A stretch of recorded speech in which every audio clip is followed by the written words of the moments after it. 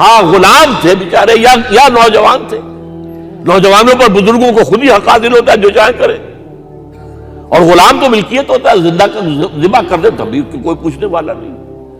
تو جو بیت رہی تھی بلال پر، ابو فقیہ پر، زنیرہ پر، جو ان پر بیت رہی تھی، جو خباب پر بیت رہی تھی، جس طرح ہلاک کیا گیا ہے حضرت سمیہ کو، حضرت یاسر کو، یہ ساری تکلیفیں انہیں بھی تھیں. لیکن کیا اس کا یہ بالواسطہ ایذا محمد کے لیے نہیں تھا صلی اللہ علیہ وسلم. آپ کے ساتھی، آپ کے جانثار. لیکن آپ ان سے بھی کیا کہیں، فصبروا فصبروا فصبروا. جب ابو جہل بدترین ٹارچر کر رہا تھا حضرت سمیہ اور حضرت یاسر کو رضی اللہ تعالی عنہما، آپ کے علم میں ہے کیسی کیسی ٹارچر کی ہے. جوان بیٹے کو باندھ دیا ایک ستون کے ساتھ، اس کی نگاہوں کے سامنے برہنہ کیا ہے ماں کو.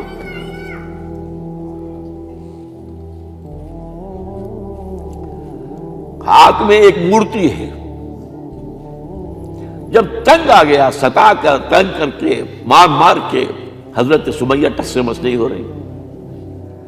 کہتا ہے تم ایک دفعہ کہہ دو سمیہ کہ ہاں اس مورتی میں بھی کچھ ہے، میں تمہیں چھوڑ دوں گا.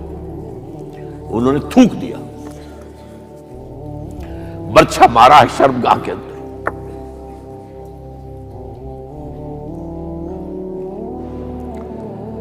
کتنی تکلیف پہنچی ہوگی حضور کو. لیکن آپ گزر رہے، اصبروا یا آل یاسر فإن موعدکم الجنہ.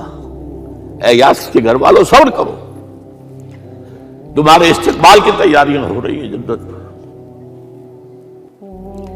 یہ سیرت کوئی بناتا سناتا ہے،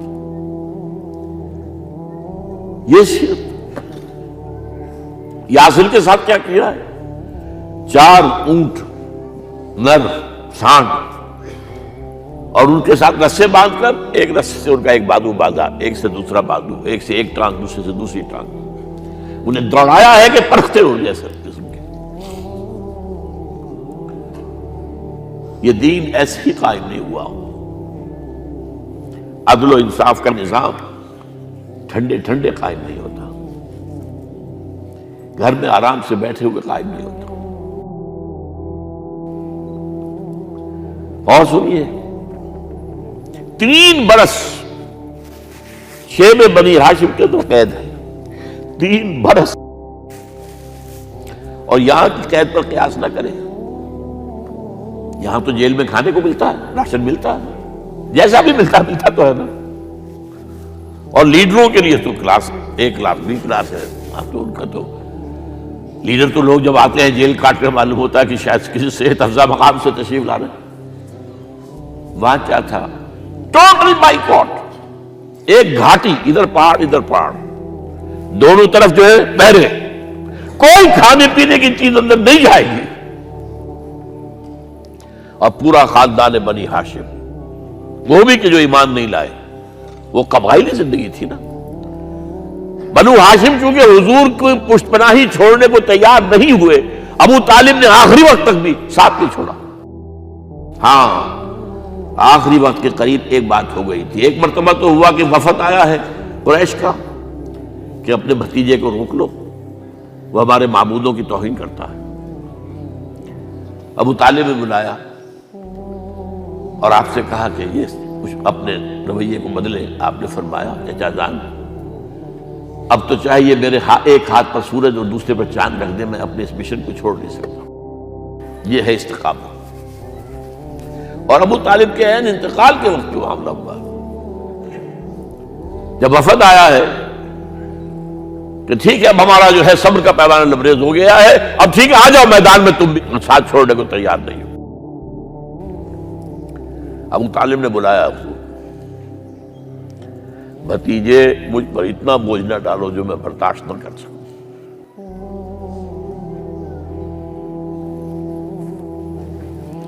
حضور کی آنکھوں میں آنسو آ گئے. چچا جان اب تو یا یہ بات بری ہوگی یا میں اپنے آپ کو ختم کر دوں، اسی میں ختم ہو جائے. 12 شیب بنی ہاشم میں 3 برس اس حال میں گزرے ہیں ٹوٹل بائیکاٹ، کوئی کھانے پینے کی نہیں۔ کچھ لوگ تھے شریف النفس، مثلا حکیم بن حزام تھے رضی اللہ تعالیٰ اور بعد میں ایمان لے آئے، حضرت خدیجہ کے وہ رشتہ دار تھے۔ وہ پہاڑ پر چڑھ کر ایک طرف سے رات کی تاریکی میں، دونوں دروازے تو بند ہیں، پہاڑ پر چڑھ کر چوٹی سے نیچے اتر کر کوئی چیزیں کھانے پینے کی دے آئے تو دے آئے، بس اللہ علیہ وسلم۔ کوئی اور ایک آدھ ہوگا ایسا۔ یہاں تک نوبت آئی ہے کہ بنی ہاشم کے یہ پھول جیسے بچے معصوم بھوک سے بلبلا رہے ہیں، اور اس کے سوا کچھ نہیں ہے کہ سوکھے چمڑے ابال کر اس کا پانی ان کے حلق میں ٹپکا دیا جائے۔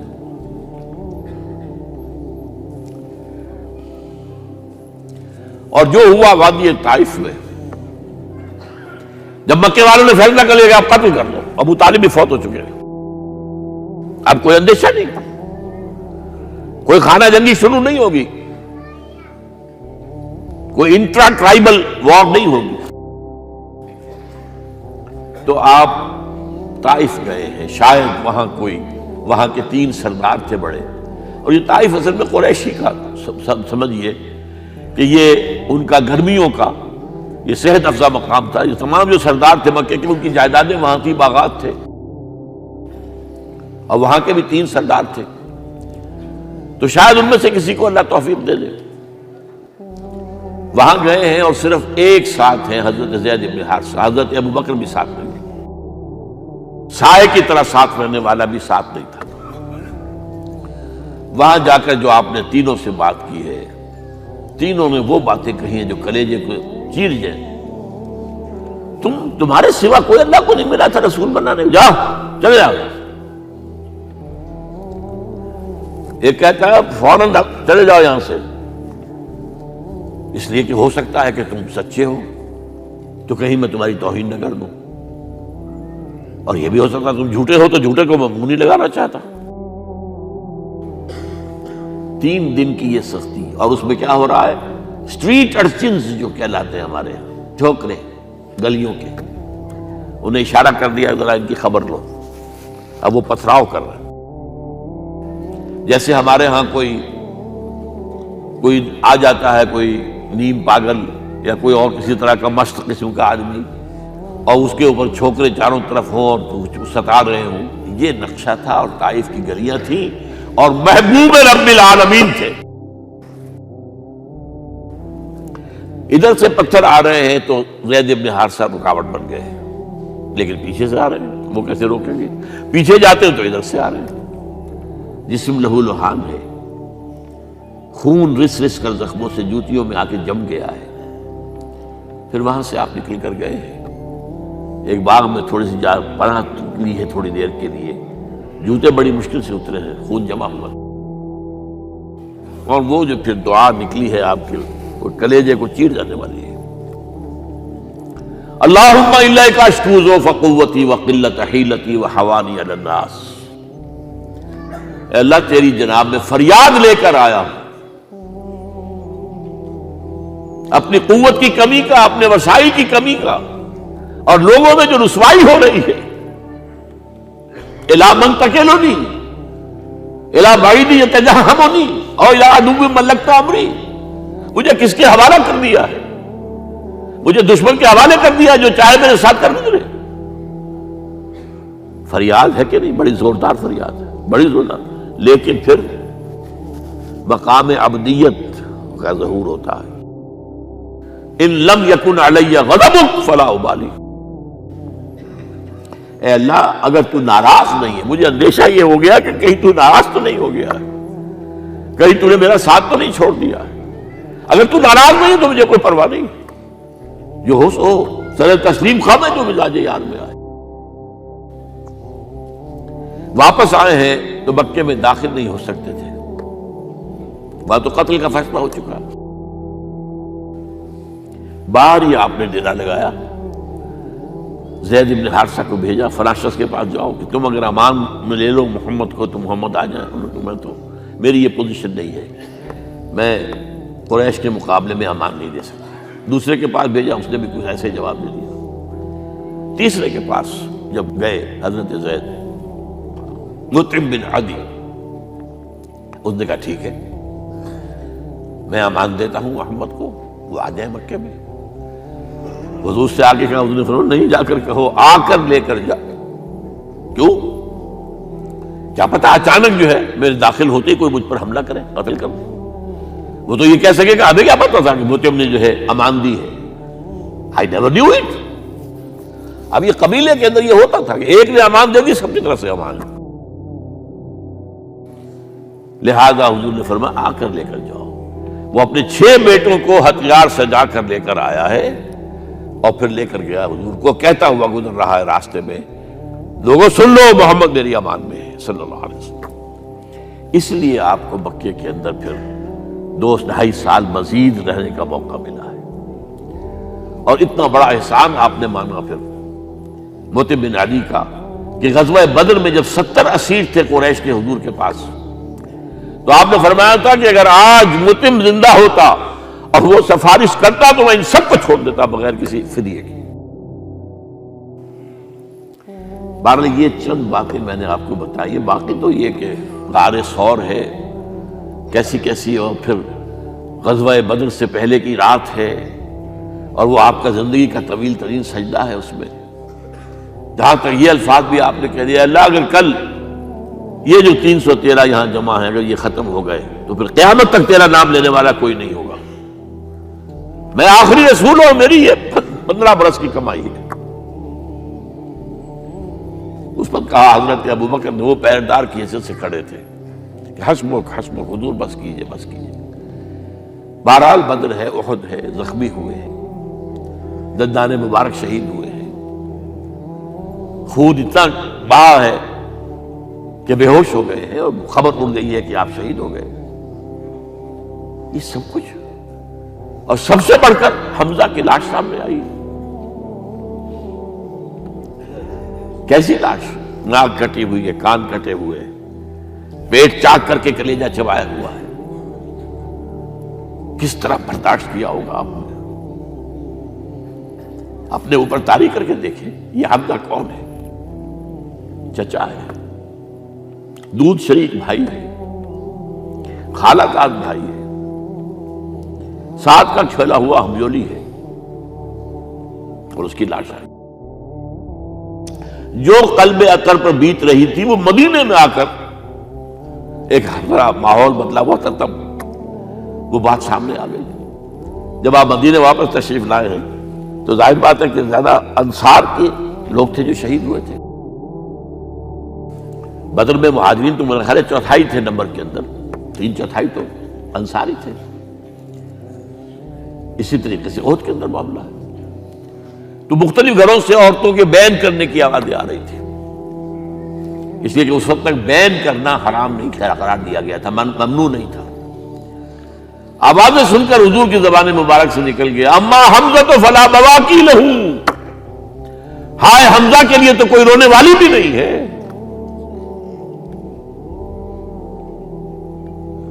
اس پر پھر صحابہ نے، انصار نے اپنے ہاں کی خواتین کو حضرت صفیہ کے ہاں بھیجا، وہ سگی بہن تھی، وہاں انہوں نے جا کے یہ بھی تعزیت کی بہن کی۔ غزوہ احزاب کا آپ نے سنی لیا، اسوہ رسول پر نہ معلوم کیا کیا باتیں چیز لوگوں میں مشہور ہو گئی ہیں۔ اسوہ کا لفظ آیا کہاں ہے قرآن میں؟ سورہ احزاب میں۔ وہ اسوہ کیا تھا؟ جب خندق کھودنے کا فیصلہ ہوا ہے تو خندق کھود رہی ہے، حضور بھی لگے ہوئے ہیں، بھاری بھاری پتھر اٹھا کر کندھے پر لا کر باہر پھینک رہے ہیں، پتھریلی زمین تھی، ایک پتھر کسی سے ٹوٹا نہیں تھا، تو حضور نے جو ہے 3 دفعہ جو اس کے اوپر ضرب لگائی تب ٹوٹا ہے۔ لیکن یہ کہ کئی دن کے فاقے ہو چکے تھے، کھانے کو کچھ نہیں، پورا محاصرہ تھا، 12,000 کا لشکر گھیرے ہوئے، یہاں تک کہ آپ کو معلوم ہے کہ گھروں کے اندر بیت الخلا تو نہیں ہوتے، باہر جاتے تھے قضاء، اس کا کوئی امکان نہیں۔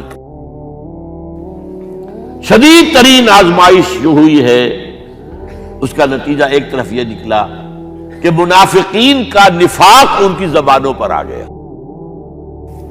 قرآن مجید میں ہے یہ انہی آیات میں، ما وعدنا اللہ ورسولہ الا غرورا، ہمیں تو اللہ اور اس کے رسول نے دھوکہ دے کے مروا دیا۔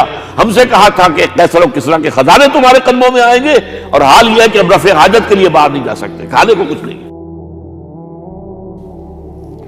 اس وقت کچھ صحابہ آئے ہیں حضور صلی اللہ علیہ وسلم سے، دیکھیے فاقے سے کمر دوہری ہوئی جا رہی ہے، ہم نے اپنے پیٹوں پر پتھر باندھے ہوئے، چادروں کے ساتھ پتھروں کسا ہوا تاکہ کمر سیدھی رہے۔ حضور نے اپنا کرتا مبارک اٹھا کر دکھایا، 2 پتھر بنے ہوئے۔ یہ ہے اسوہ، یہ ہے آپ کی سنت، آپ کا اسوہ حسنہ۔ لیکن اس اسوہ حسنہ سے فائدہ کون اٹھا سکتا ہے؟ لقد کان لکم فی رسول اللہ اسوۃ حسنۃ لمن کان یرجو اللہ والیوم الآخر وذکر اللہ کثیرا۔ اسوہ تو اپنی جگہ ہے، قرآن میں ہدایت سب کے لیے، ھدی للناس، لیکن فائدہ اٹھائیں گے صرف متقین، ھدی للمتقین ہے سب کے لیے، اسوہ سب کے لیے ہے، لیکن استفادہ وہی کر سکے گا جو 3 شرطیں پوری کرے: اللہ اور یوم آخر پر ایمان، اور اللہ کا ذکر کثرت کے ساتھ کرے۔ بہرحال یہ میں نے آپ کے سامنے اس حوالے سے رکھا ہے، یہ اسوہ جو ہے حضور کا، یہ ہم پر اتمام حجت ہے۔ دیکھیے نوٹ کیجئے، پوری نوع انسانی پر اتمام حجت، اسلام کا نظام عدل اجتماعی جو قائم کر کے دکھا دیا، حجت قائم۔ اسے انگریزی میں کہتے ہیں اٹس ڈویبل، کیا جا سکتا ہے، یہ کام ہو سکتا ہے، اس لیے کہ زمین پر قدم بہ قدم چل کر یہ انقلاب آیا، محنت سے آیا، مشقت سے آیا، ایثار سے آیا، قربانیوں سے آیا، تکلیفیں جھیل کر آیا، صبر و مصابرت سے آیا، استقامت و مقاومت سے آیا۔ یہاں پر معجزوں کی کار فرمائی نہ ہونے کے برابر ہے۔ یہاں دھوپ سے بچانے کے لیے کوئی اللہ نے صاحبان نہیں دیا، ظل اللہ علیکم الغمام، اور بھوک سے بچانے کے لیے من و سلوہ نازل نہیں ہوئے۔ غزوہ تبوک میں ایسا بھی ہوا ہے کہ 3 مجاہدین کا 24 گھنٹے کا راشن ایک کھجور، ایک نے منہ میں رکھی، کچھ چوس لی، کچھ گلوکوز چلا گیا اس میں سے، دوسرے کو دے دی، اس نے چوس لی، پھر تیسرے کو دے دی، من و سلوہ نازل نہیں ہوئے۔